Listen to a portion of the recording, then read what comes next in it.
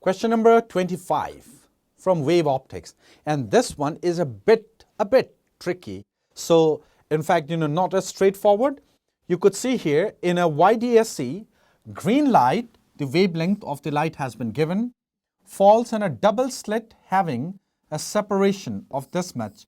So the width separation, we have been denoting it by D. And a width of this much. So this is the slit width, and we have been denoting it by E. Now, it hardly matters what is the convention that you have been following, but here the separation between two slits, I've taken it to be D, and the width of one slit, that's taken out to be A. You need to calculate the number of bright fringes between the first and the second diffraction minima. A bit of twist. Now, what is the angular position of second diffraction minima? Yes, sine theta is 2 lambda by A. And of the first, 1 lambda by A. So if you want to calculate the angular width of the space between the first and the second minima, so that's going to be lambda by A. And what is the fringe width? Yes, in terms of angle, the angular fringe width, that's lambda by D. So I think this is a question now, it at least becomes straightforward.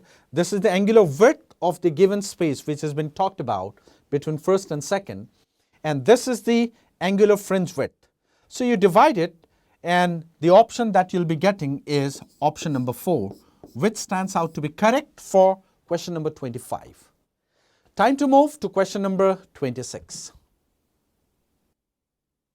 There goes question number 26 from the kinematics. Yes, it is from kinematics.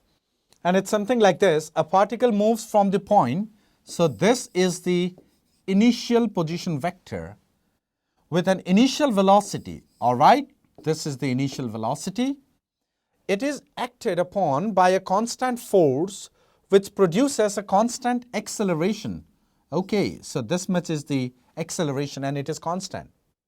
I need to calculate the distance of the particle from the origin at 2 seconds. In other words, the magnitude of the position vector that has been asked. Distance of the particle from the origin.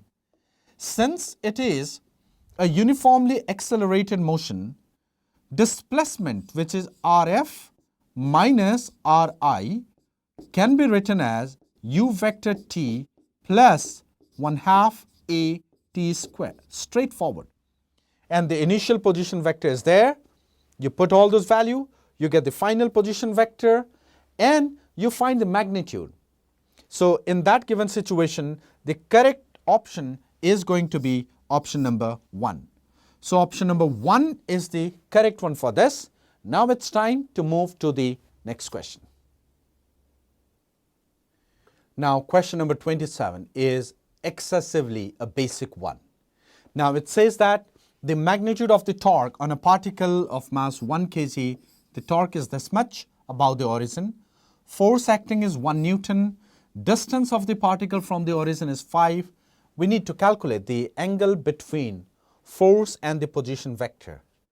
So the torque, which is 2.5, is R, that is 5. The force is 1 sine of theta. Sine theta will be 1 by 2. In other words, theta has to be 30 degrees. So option number 2 is going to be the correct one for question number 27. Let's move to question number 28.